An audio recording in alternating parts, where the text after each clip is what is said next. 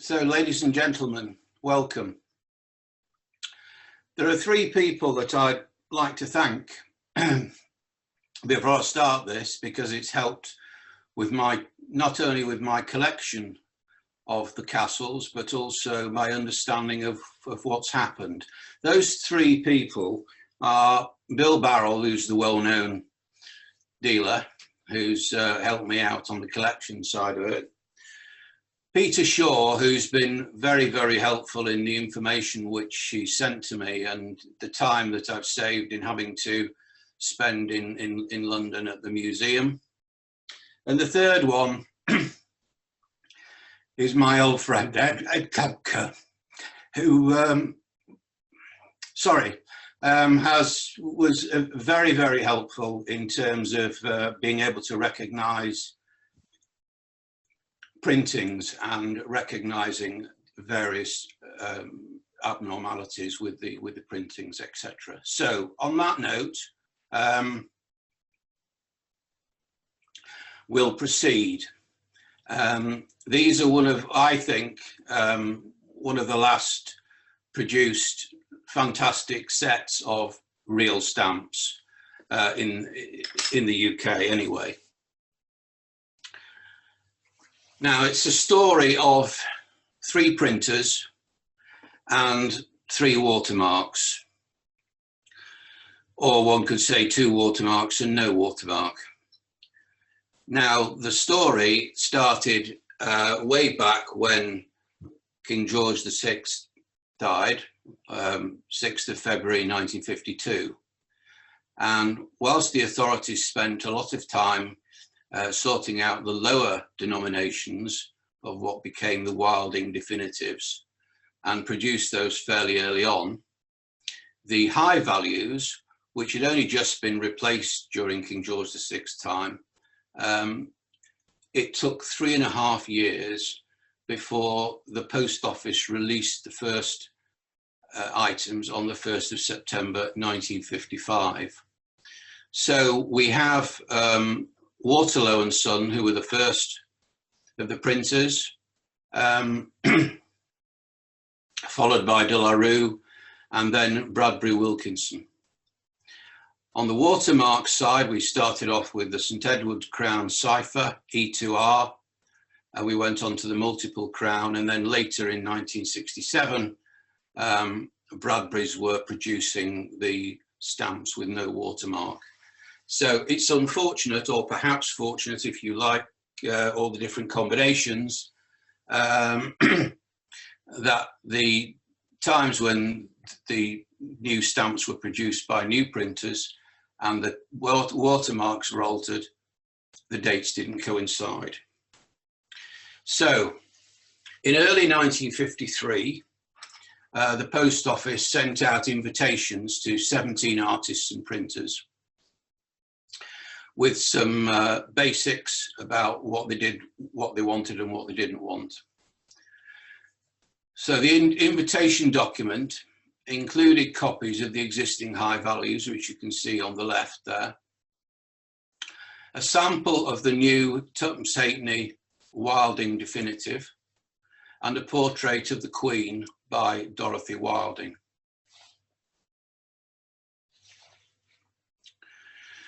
Now, the invitations were sent out on the 19th of February. The printers included those 3 that we've mentioned, and Harrison and Sons Limited. Bradbury Wilkinson at that stage actually declined to participate. And they got back 64 designs from 16 different parties. And amongst those parties was Michael Goman, a well-known designer. And those are 3 samples from his archive.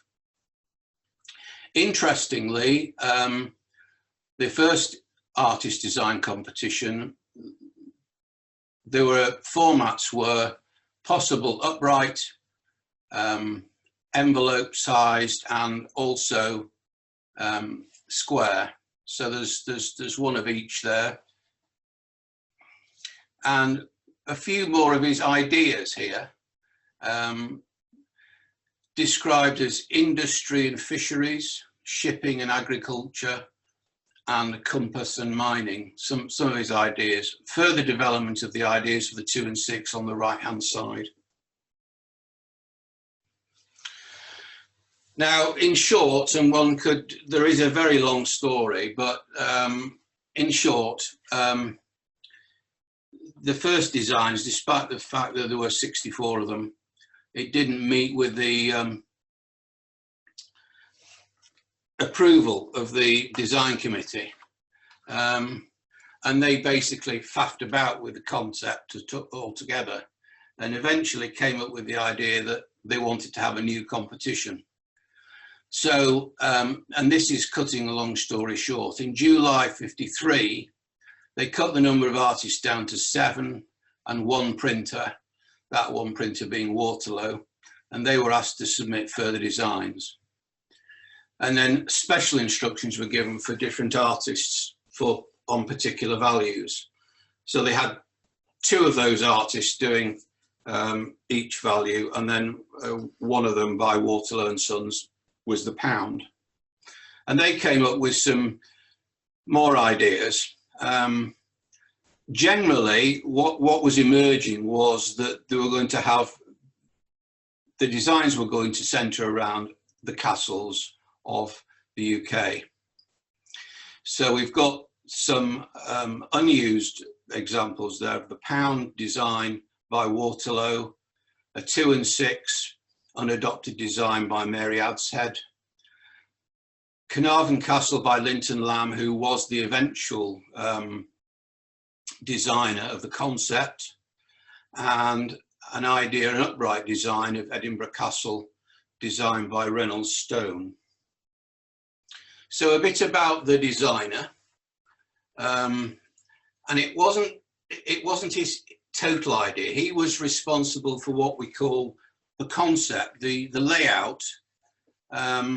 The idea that it should be castles was very much of a joint decision. Now, Linton Lamb, born in 1907, was an English artist, designer, lithographer. He was born in India, grew up in London, and was educated in Bath. And he went on to study art at the Central Art School. He designed decorations for the Orient Line ships and exhibited at the Festival of Britain in 1951, before famously designing the binding of the Coronation Bible.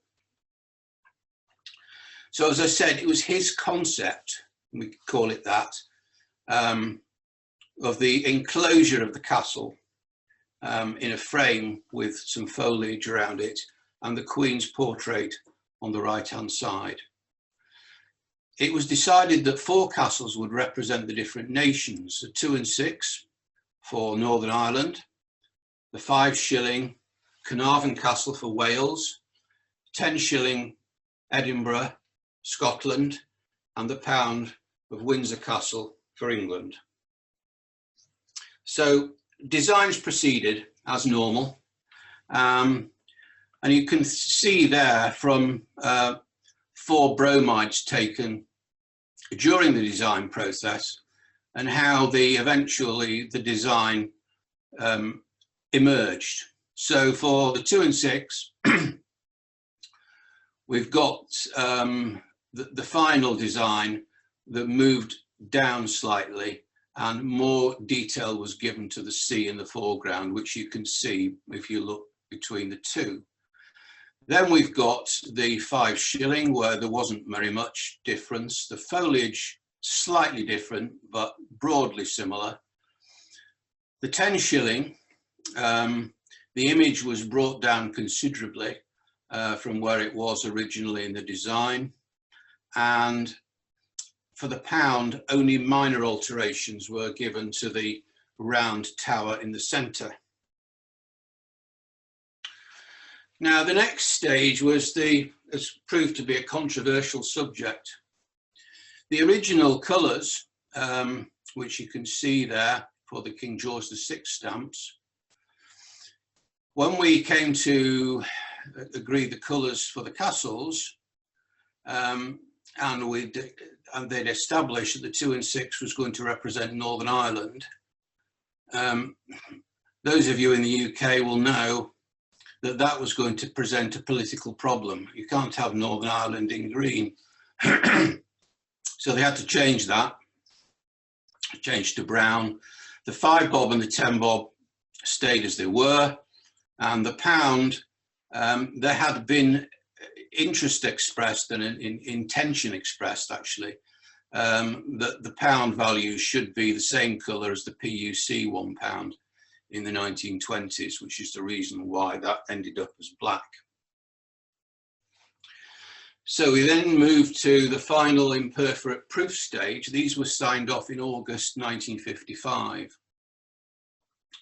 And they were mounted on watermarked paper, signified by the WM.P. In the left-hand corner of 3 of them, right-hand corner on the 5 bob. And the letters and codes in the other corner referred to the colour references of Waterlow and Son, who were the eventual printers. Those were signed off, and we then moved to the printing stage, and imprimaturs were produced, literally let it be printed, not perforated at this stage, and these are pairs from the left-hand side of the sheet from my collection. So we've got the 2 and 6 and 2 5 bob, and then the 2 higher, the 10 shillings and the pound. Incidentally, I apologise to the international people who, when I talk about 5 bob and 10 bob, it's shillings in old parlance, I'm afraid. So apologies for that. Waterlow and Sons then produced a presentation card.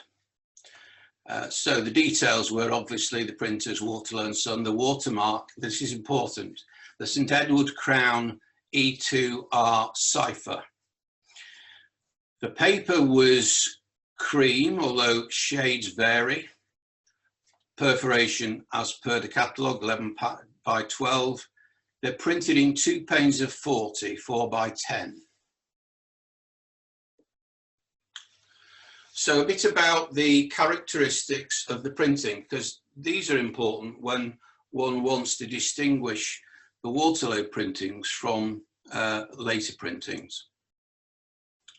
And I've shown there on the right-hand side the layout of the printed sheet to show the margin lines, which you can see in the corners, the small vertical horizontal lines in the centre, the central cross, and the 2 locating dots for the perforation machine placement either side.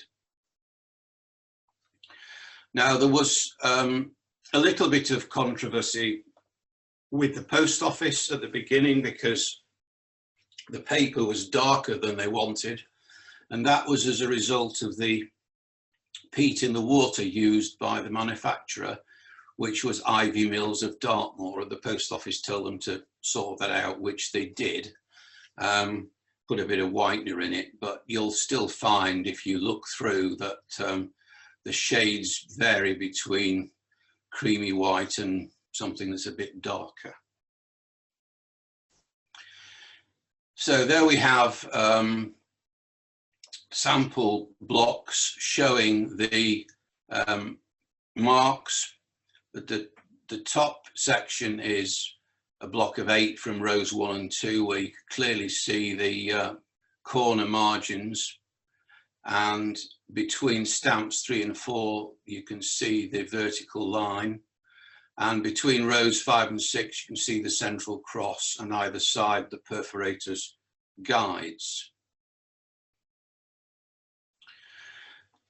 Not many errors and varieties of any great excitement here. Probably the weak value tablet variety on the 10 shilling is the one that's perhaps featured mainly in the catalogue, the Stanley Gibbons catalogue. There's some minor re-entries above the diadem on the pound value, but not really very exciting, I don't think, but there we are.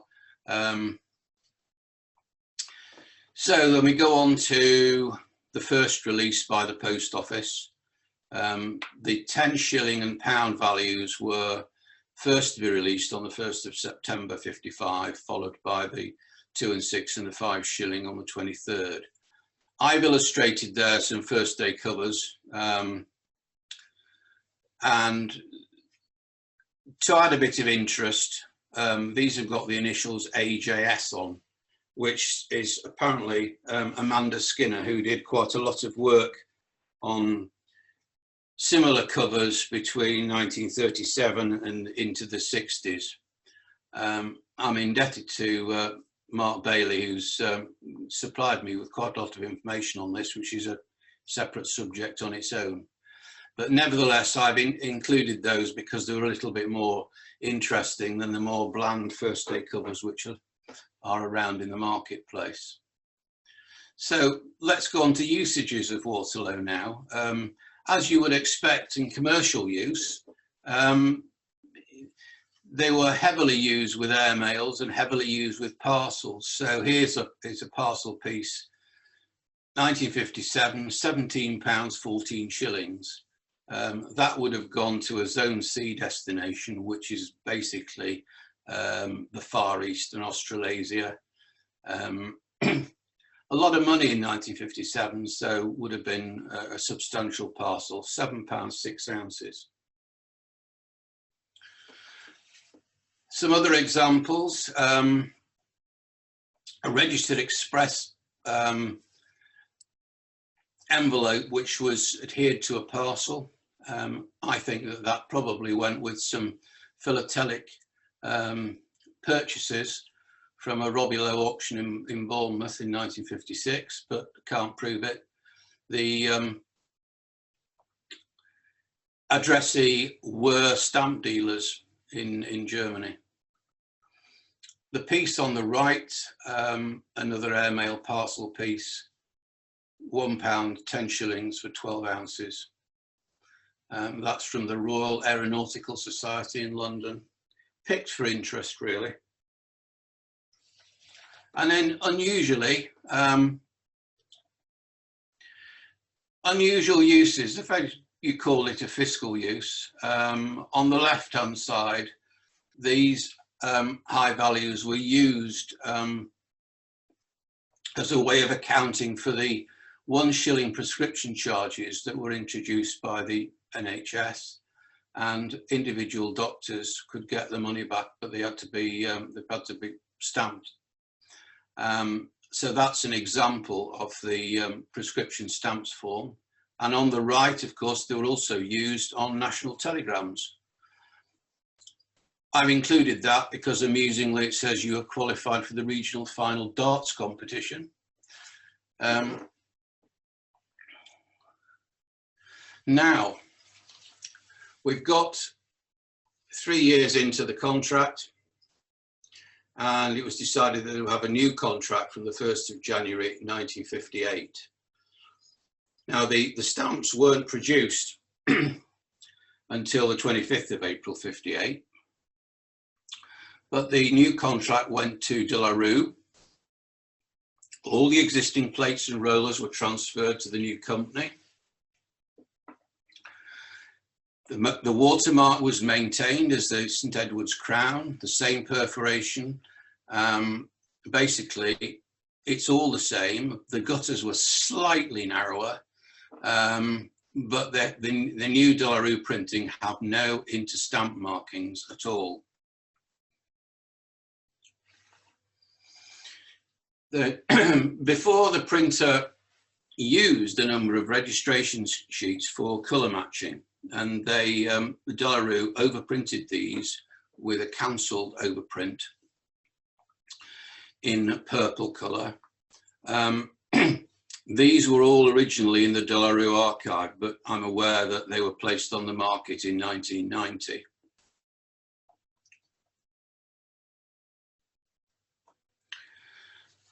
So we're on to the De La Rue, the first printing. This is, from a philatelic point of view, the best printing in terms of rarity. The top and bottom rows, there are no margin lines or interstamp markings, and from the screen you'll see that that's the case, and if you make a direct comparison with Waterlow, you'll see that there's a huge difference. The margin perforation guides are still there, although not quite in the same form, between rows 5 and 6. So there we've got some blocks of 8 from the top and bottom, and then likewise for the 10 shilling and pound. Few minor varieties, again, we're weak and missing frames to the right of the Queen's head. I can't get massively enthusiastic about those, but there we are. And there's some usages. Now, these are really quite rare. They're very difficult to find, but I've tried to include some interesting and topical ones. So we've got an insured parcel piece there from February '59 to the USA. On the right is an airmail cover to Iran, which is a very rare destination for this sort of thing. That's 30th of December '58, and that was equivalent to for 14 thrums for a 9.5 ounce parcel to a Zone A destination. Zone A was basically North Africa and the Middle East in broad terms. And then we've got an airmail cover to the USA, to another stamp dealer, and high value parcel tag, and another one to Puerto Rico rather than the US, which I've included because it was an interesting destination. These are all basically commercial usages. Now, the GPO policy changed on the use of the St Edward's crown, and that was in the light of the forthcoming regional stamp issue. Now, the original watermark, which was the E2R cipher, raised Scottish objections, and that was because she wasn't Queen Elizabeth II of Scotland, because the first Queen Elizabeth wasn't Queen in Scotland. So the cipher was replaced by the multiple crown. And the values there were released during June and July of 1959. But importantly, immediately before this, the post office wanted to be aware of that the clerks knew which stock to use first. So the 2 and 6 value only was marked with a single dot under the left-hand stamp, the idea being that that would distinguish them from the later new printings, and they would use those first.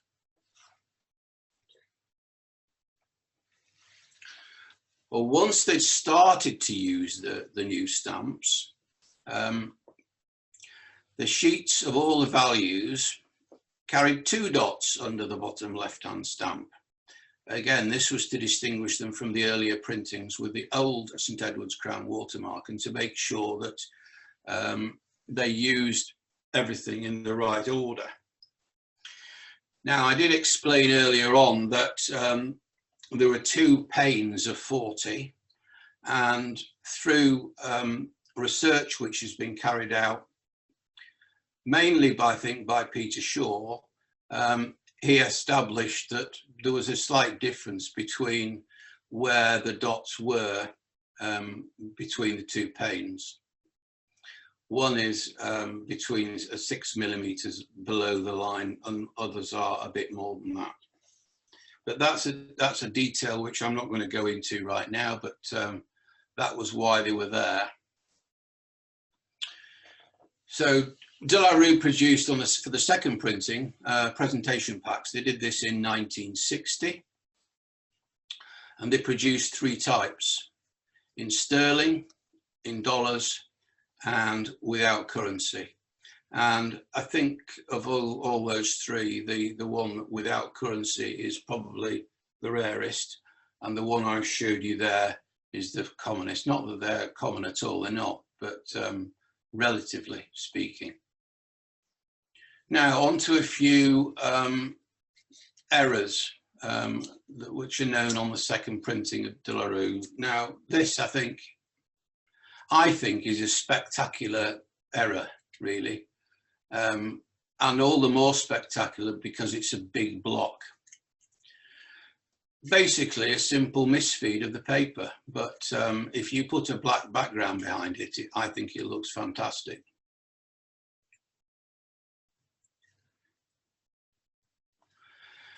Equally spectacular, we've got here a block showing a full printing offset on the reverse. This occurred on a misfeed of the pressure plate, and which by accident had picked up the ink design from the printing plate, and when the next sheet was fed in, the design was transferred onto the rear of the sheet. And again, that's just one of these things that looks wonderful, I think.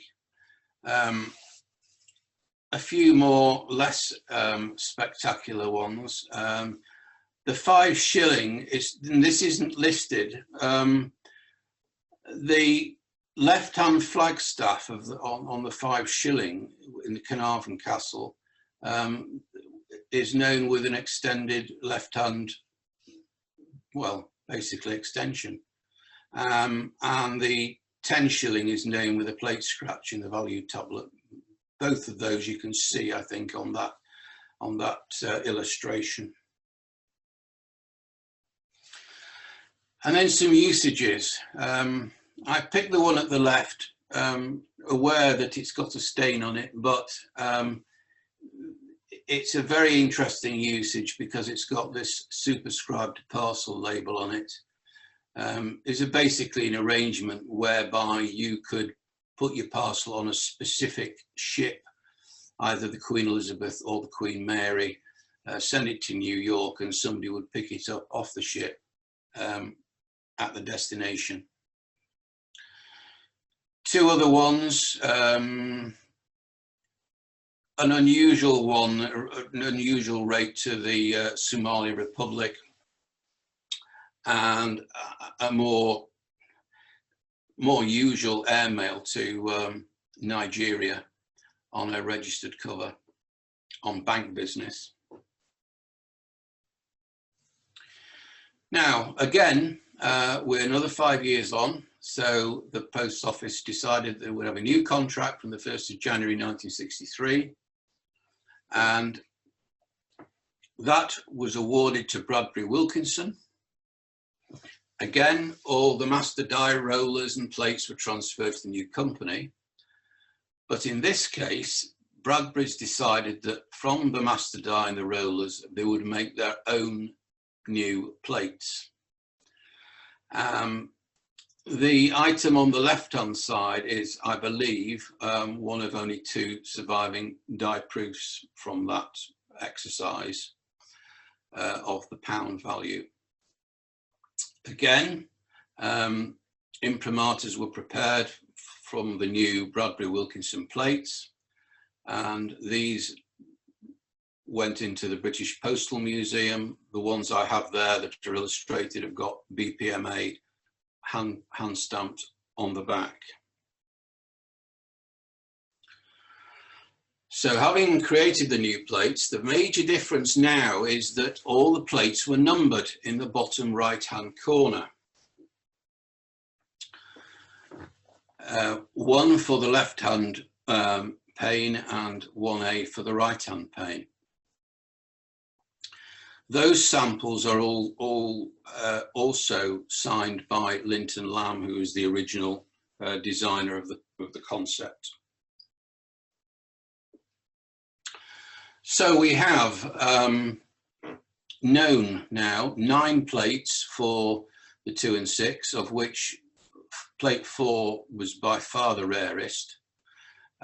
We have 4 plates for the 5 shilling, 2 plates for the 10 shilling, and 1 plate for the pound. And you can see there the clearly numbered under the right hand side. They also conducted an experiment on chalky paper. The idea was to produce a clearer, well-defined image, which is difficult to produce on this sort of presentation, although I think well, I hope it's made some kind of impact, but anyway, we're doubtful about it, but there we are. It's a difficult thing to scan. But when you see it in real life, it is a much clearer impression. So there's a sample there at the top, an imprimatur of the 2 and 6 on a chalky paper. Then they also carried out an experiment on the pound value.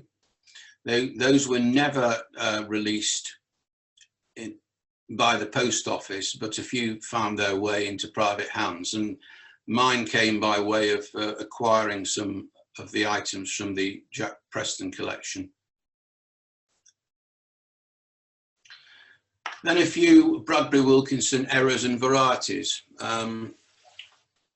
Top left is the 5 shillings known printed on the gum side. Again, not an easy thing to represent on this sort of presentation, although I think it can be, you can see with a bit of imagination that probably is printed on the gum side, because it's browner and a little fuzzy.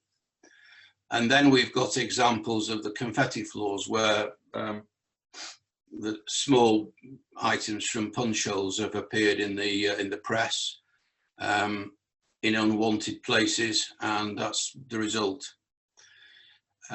Then we have paper folds and creases. Again, self-explanatory stuff.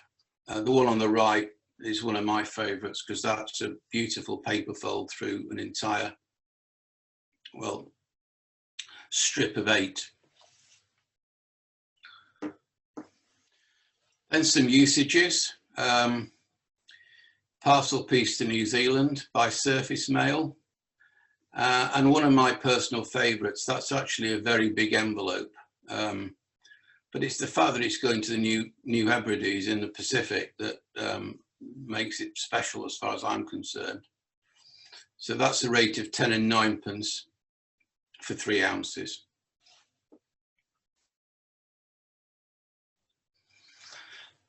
Now, from December 1967, when security had become less of a sensitive subject, Bradbury Wilkinson started using unwatermarked paper. So we've got there a set of imprimaturs again with BPMA hand stamps on the reverse. Despite that, the pound value is actually perforated, the other 3 aren't. And another 4 plates were used for the 2 and 6, 3 plates for the 5 shilling, 2 for the 10 shilling, and 1 for the pound. Those are all on unwatermarked paper, no other differences. Now, the GPO had a number of training schools, and these training schools used, obviously, the stamps, but they had different ways of showing that they were school specimens and couldn't be used in the post. And those are 3 different sets of examples from 3 different training schools. Now, somebody might say, well, which training schools? And I can't answer that. It may be an interesting thing to look at in the future. Usages. There's a form of mailed redirection, because the fee needed in May 1969 was 10 shillings. The offering on the right-hand side is one of the most spectacular usages I have. £26 paid for a large parcel of £20. Now, that went via airmail, and it was obviously some kind of precision instrument, judging from the label on it.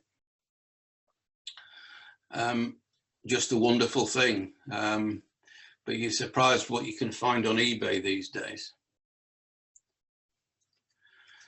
And just to finish, there was a celebration in 2005 by a miniature sheet of the castle issue, which it just needed to be stated. It was the 50th anniversary, and the sample miniature sheet is on the left-hand side. But how many of you realise that despite the fact that the 2 and 6, 5 shilling and 10 shilling were all invalidated when it came to 1971 decimalisation, the pound value still remains valid? And that is a cover to Hong Kong that was dated only 2 years ago, and there we have £9.25 with £2.25 paid in cash and £7 in £1 castle stamps. So there we are. Thank you very much. Yes, thank you, Mike. If you'd like to stop sharing your screen. Ladies and gentlemen, as Mike has put there, we're now going to move to Q&A. Thank you for people who've already raised some questions. So, Mike, we'll start with those. Our member Philip Varley, who lives over in Colorado, would like to know, are there any reference books on the subject? Well, there are several different, I say, not a specific reference book just on one matter, but the Queen Elizabeth Waterloo Castle High Values is the subject of a book in January 1990. It's a study paper by Gerald Bater and the Lord Spence, but that refers to just the Waterloo castles. We have a number of series of articles which was written by R.F. Allen in Stamp Collecting in 1979. We have a number of articles written by Peter Shaw, who I've already referred to, in Gibbons Stamp Monthly in August 2008 and July and August 2009. And there are 2 references in the British Philatelic Bulletin, one of several years ago and one that I personally did last year.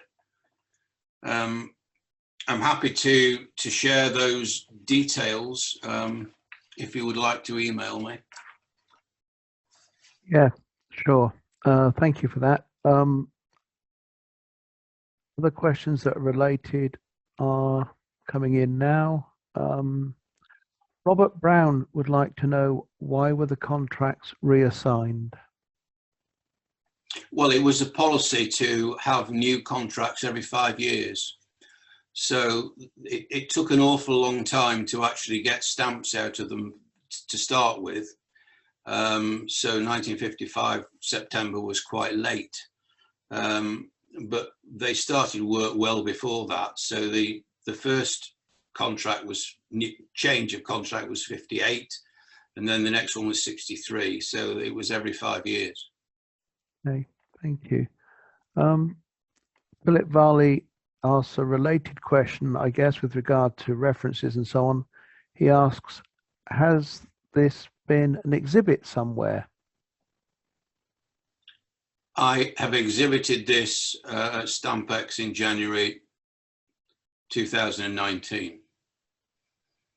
And I hope if we go ahead, you'll see it again in London 2022.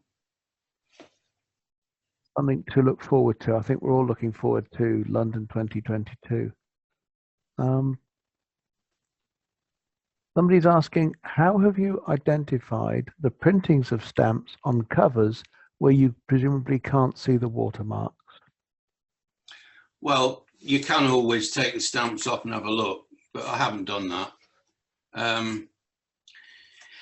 You can have a pretty good idea that you can cut it down straight away as to whether it's the problem in practical terms is usually between whether something is a Waterlow printing or a first dollar root printing, because most of the others are pretty obvious.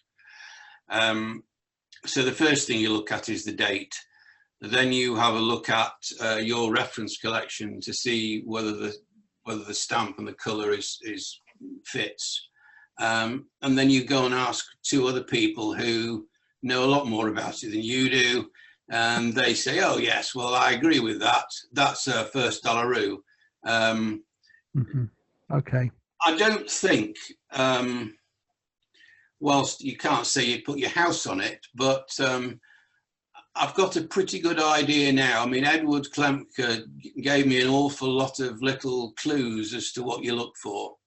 But the main ones are pretty obvious. But normally, of course, you don't take the stamp off. But in extreme circumstances, I know some people do if they're in doubt. All right, thank you. We're now getting some quite technical questions about watermarks. I'm starting to worry about that, man.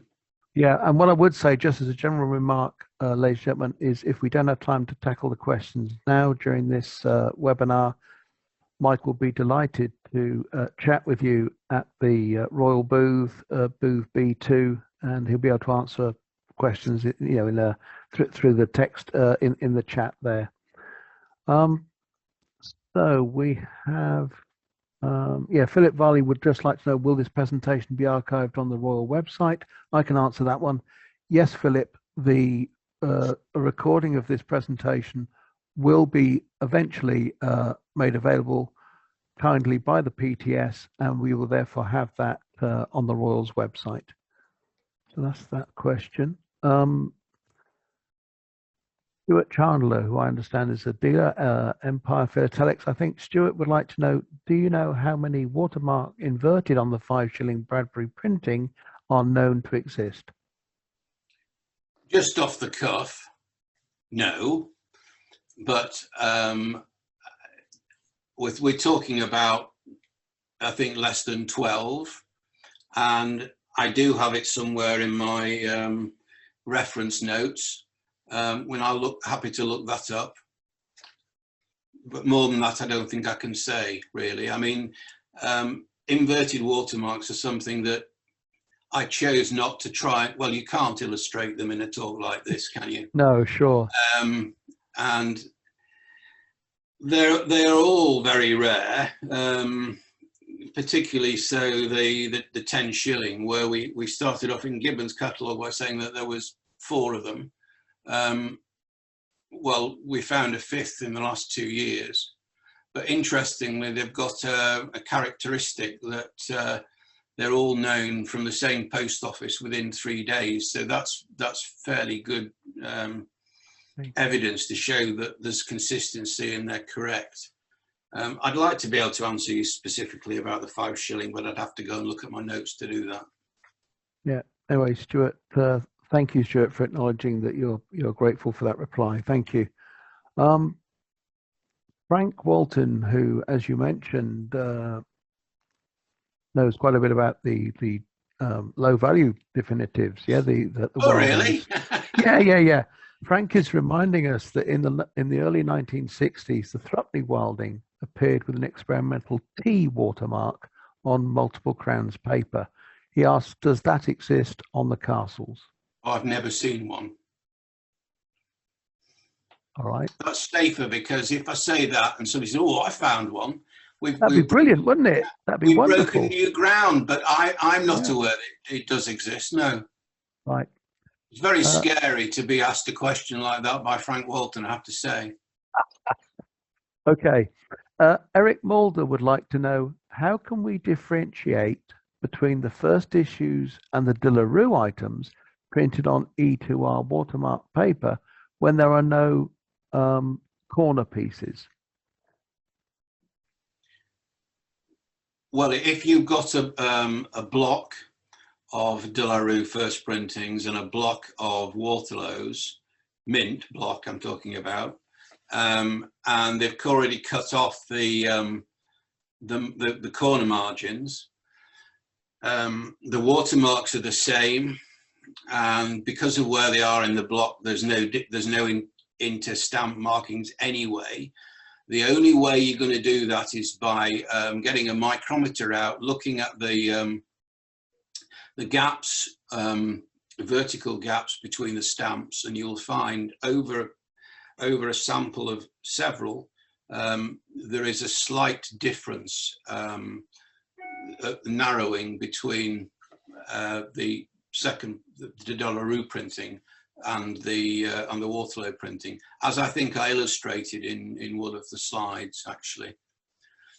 But again, I'm happy to answer that as a detailed question and send the person a sample to show what I mean. Okay, thank you. On the subject of quite technical questions, we've got Mr. Chris Harmon asking the following. That's even scarier. That is even scarier. And Chris, it's a really good question that you've raised. How can the De La Rue printings have different spacing and marginal markings if they were printed from the Waterlow plates? That's a stumper, isn't it? I could say, well, I've often wondered that myself.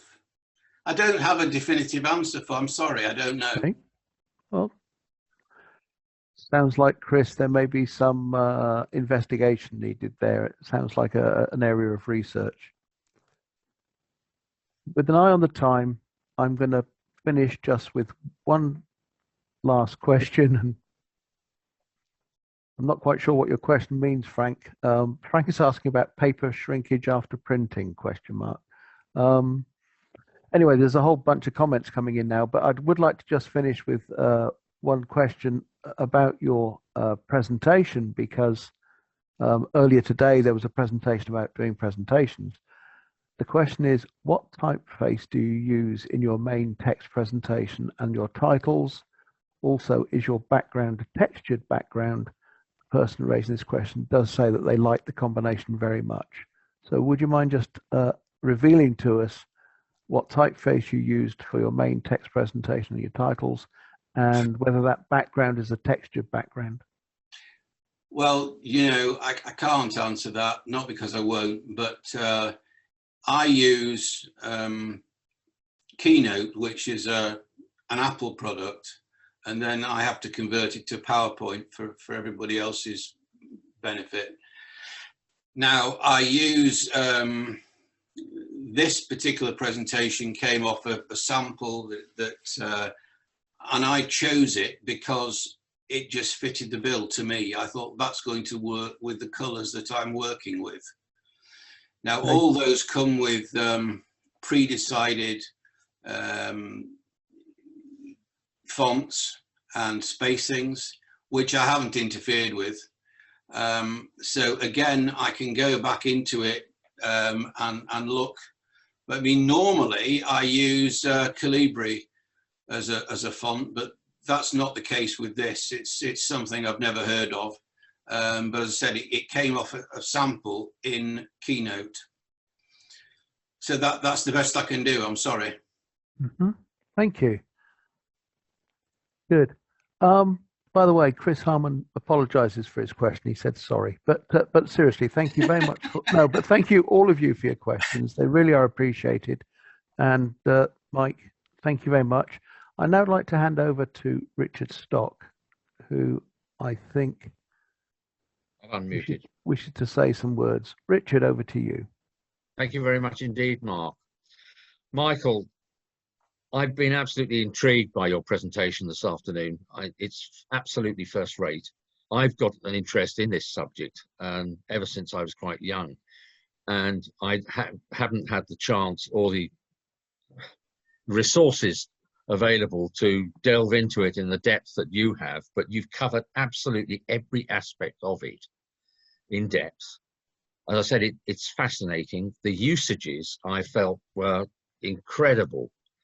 the high value, and not only that, the destination in some instances. And you finished with that very high value usage many years after the pound stamp ceased to be in circulation.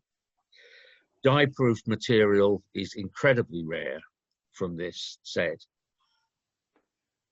People regard it, I think, with very high regard simply because it's recess printed, and I picked up the comment that you made right at the start that it's one of the few remaining that's worth collecting because of the quality of the engraving and the production. The fact that it went through 2 watermarks and 3 printers adds tremendous interest to the ability to research the thing and present it in the way that you have. I've thoroughly enjoyed it, and I think that the other 124 people who attended this presentation are equally glad that they joined it and have appreciated it in the same way. Thank you very much indeed for a fascinating and intriguing afternoon with boundless rarities there. It's been wonderful. Thank you very much. Thank you very much, Richard.